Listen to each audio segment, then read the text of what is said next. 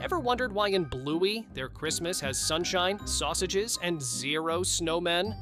Or why is Bandit driving on the wrong side like he's in a video game glitch?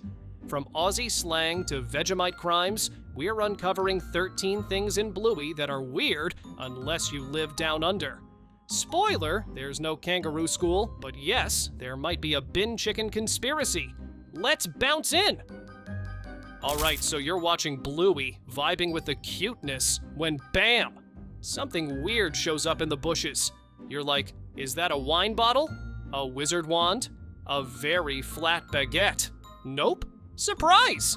It's a cricket bat, Australia's unofficial national sword. Non-Aussies, deeply confused. Aussies, mate, that's Tuesday. Cricket in Australia is huge, like bigger than Bandit's laundry pile huge. Bandit watches matches like they're the Super Bowl, but with more yelling and fewer commercials. Rusty, that little legend wants to go pro, and honestly, he's probably already better than I at sports. Meanwhile, American kids are like, why does Bluey's dad like insects so much? Wrong cricket, buddy. So yeah, if you don't know your wickets from your Wheat Bix, buckle up! Bluey's playing hardball with a flat stick. Now, here's something Bluey never explains, but we all feel it. Why does the Healer house have more bathrooms than puppies?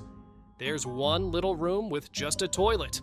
No sink, no shower, just you and your thoughts. Then bam, another bathroom shows up with a sink and a shower, but no toilet. What is this, a puzzle house? Well, welcome to Australia, where old homes believe toilets and showers should never make eye contact. But wait, there's more! Bandit has his full bathroom. Why? Because whatever goes down in there is classified. Seriously, Chili probably had to install an airlock.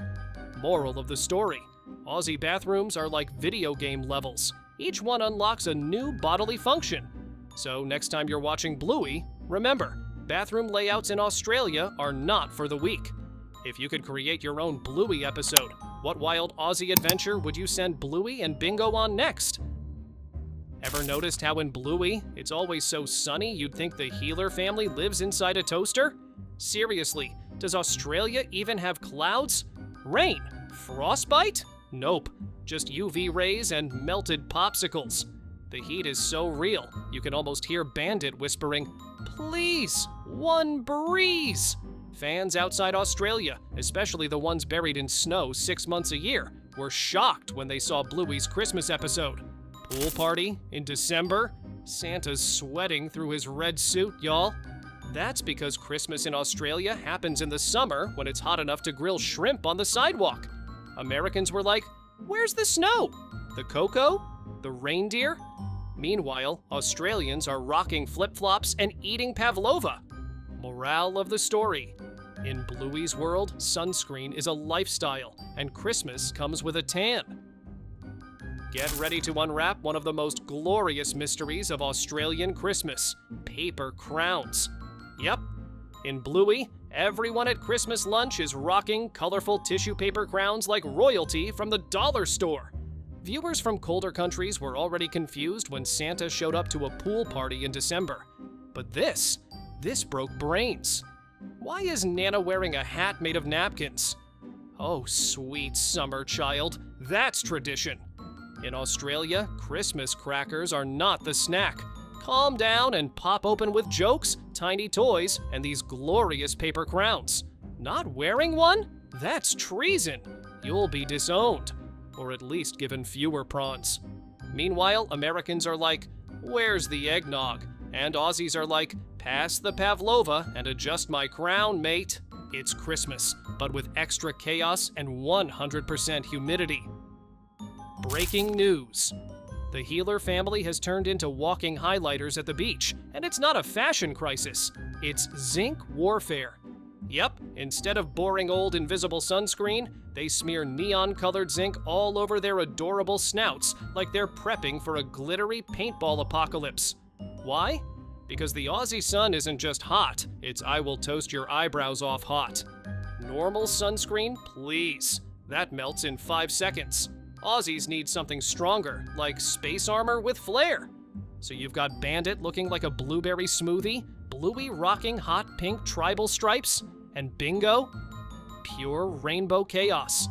Honestly, it's less family beach day and more Coachella meets sun protection. It's goofy, it's fabulous, it's SPF with attitude. Next time you're on a beach, ask yourself, would Bluey approve of this bland lotion? Number no, she would not. The age-old travel tradition, eat first, ask questions later. Whenever you land in a new country, one thing's guaranteed. You're going to try something you can't pronounce and probably love it forever. But what if we told you there's a dessert so legendary, so mysterious, it's caused a full-blown food war between two countries? Enter the pavlova, a fluffy, fruity, crispy on the outside, marshmallow on the inside sugar cloud straight from dessert heaven. Now, imagine this. America has apple pie, France has croissants, and Australia? Well, they claim pavlova. But wait, so does New Zealand. It's not just food anymore, it's a culinary custody battle.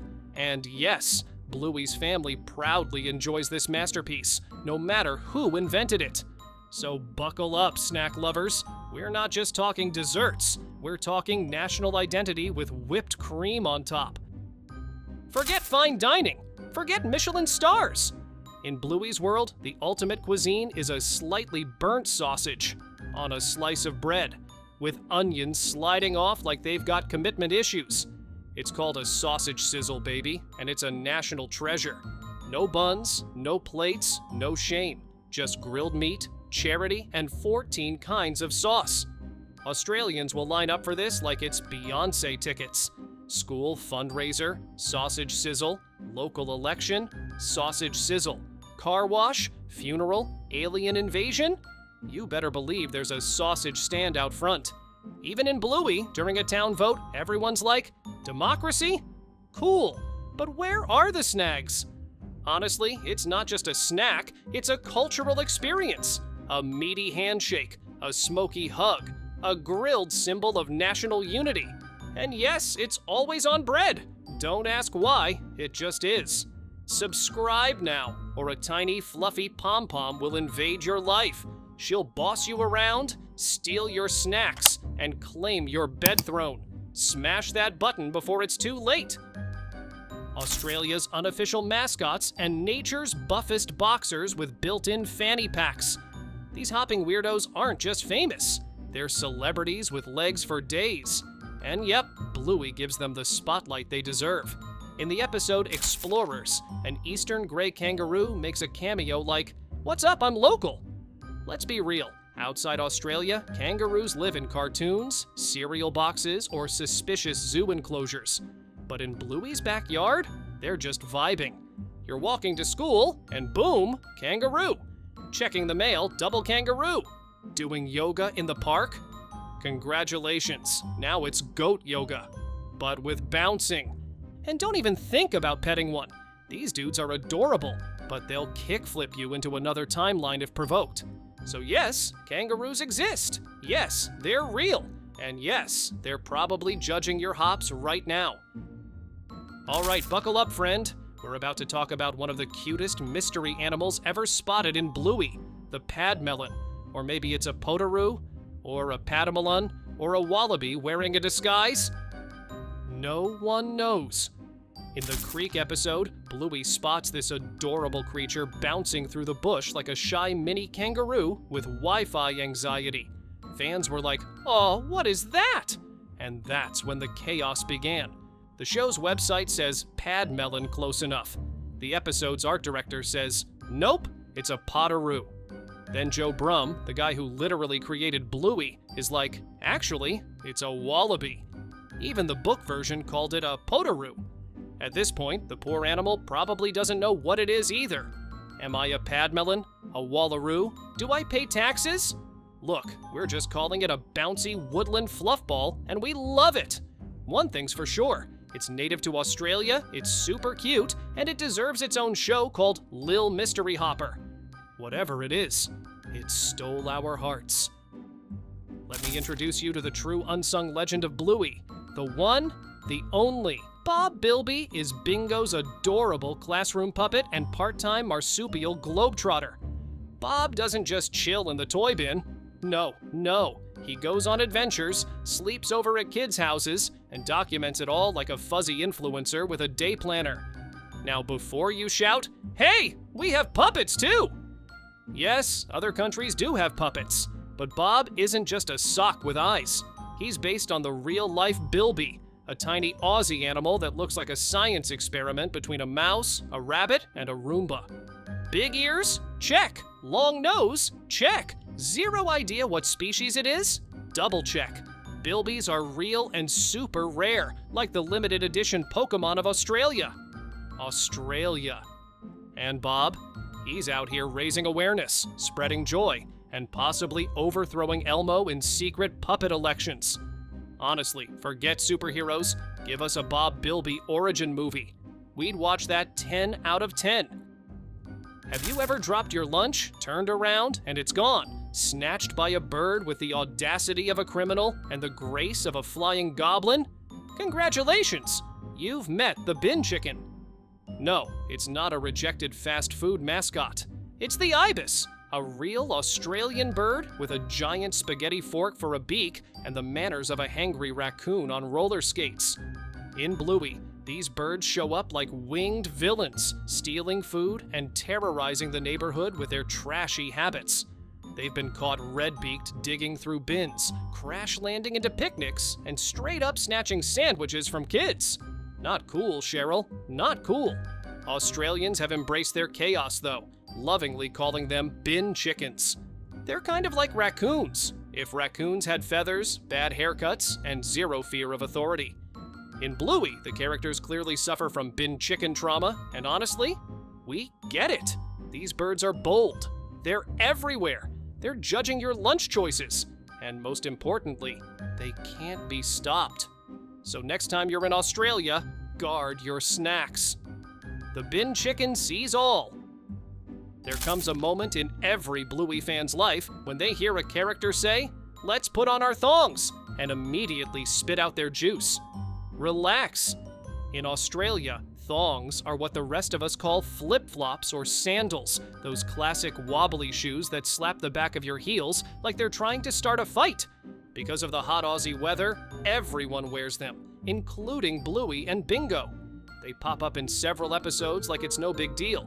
But if you're from literally anywhere else, the word thongs might raise some eyebrows and blood pressure.